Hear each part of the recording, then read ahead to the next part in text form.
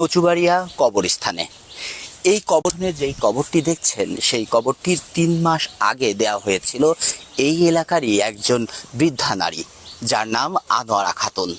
তবে 3 মাস পর আজকে এই মানুষটির মরদেহটি চুরি হয়েছে, আর এমন ঘটনায় এলাকা জুড়েই চাঞ্চল্য সৃষ্টি হয়েছে।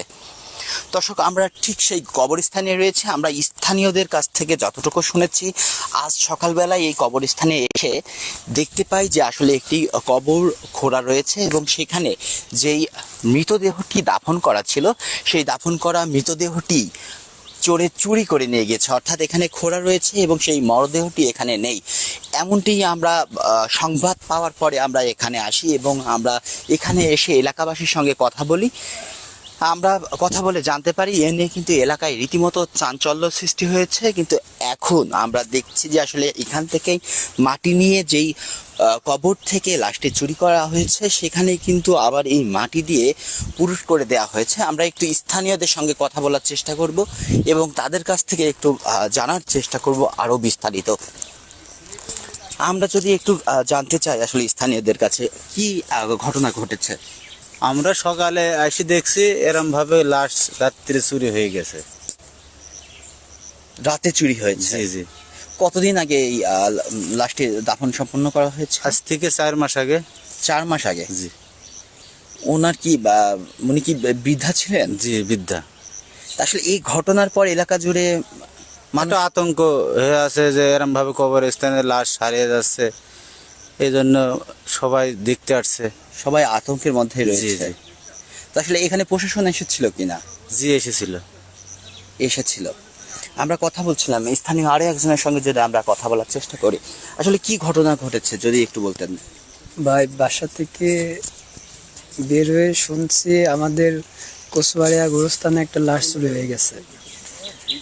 এই মানুষজন তো এটা নিয়ে খুবই আতঙ্কিত। এই ঘটনা কি এই উপজেলায় এই প্রথম ঘটেছে? জি, এই প্রথম।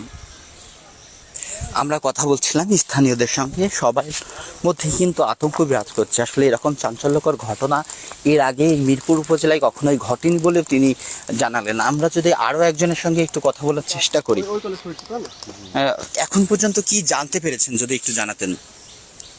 আমি তো একটু ফেসবুকে দেখলাম কচুবাড়িয়া গোরস্থানে এক মহিলা লাশ চুরি। সেই সুবিধা আমি স্কুল থেকে বাড়ি যাচ্ছে, লোক দেখে আমি এখানে থামলাম। শিক্ষক? হ্যাঁ। আসলে এমন ঘটনা এলাকা ঘটনা তো শোনা যায় না আপাতত, এই প্রথম। বিষয়টা আপনি কেমন ভাবে দেখছেন একজন শিক্ষক এটা নেককারজনক কাজ, এটা যারা করছে বাই করছে এটা খুব গহীন কাজ। কাজটা তো একেবারে খারাপ, এটা অবশ্যই নিগৃহীত কাজ।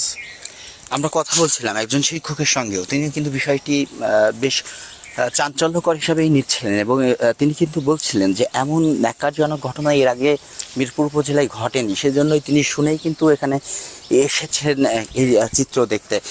এবং আমরা এতক্ষণ কথা বলছিলাম এলাকাবাসীর সঙ্গে, তারা কিন্তু সবাই বলছিলেন যে আসলে এই নিয়ে কিন্তু তারা রীতিমতো আতঙ্কের মধ্যে রয়েছে। আসলে আমরা জানি যে সব থেকে নিরাপদ আশ্রয়স্থল হচ্ছে কবরস্থান, যেখানে এবং প্রত্যেকটি মানুষের শেষ স্থান এই মাটি এবং এই কবরস্থানই শেষ স্থান। তবু আমরা এরকম ঘটনা শুনেছি যে আসলে মসজিদের কল কিংবা মসজিদের মাইক অথবা কবরস্থানের কল, টিউবওয়েল চুরি হওয়ার ঘটনা শোনা যায়। তবে এই যে কবরস্থান থেকে মরদেহ চুরি হওয়ার ঘটনা কিন্তু খুব একটা শোনা যায় না। তবে এবার এরকম চাঞ্চল্যকর ঘটনাই ঘটেছে কুষ্টিয়া জেলার মিরপুর উপজেলার আমলা ইউনিয়নের কচুবাড়িয়া কবরস্থানে। ঠিক আমরা কথা বলেছি প্রশাসনের সঙ্গে, তারা কিন্তু বিষয়টি খতিয়ে দেখছেন এবং আইনগত যে প্রক্রিয়া তারা কিন্তু চলমান রেখেছে। এই ছিল শেষ খবর।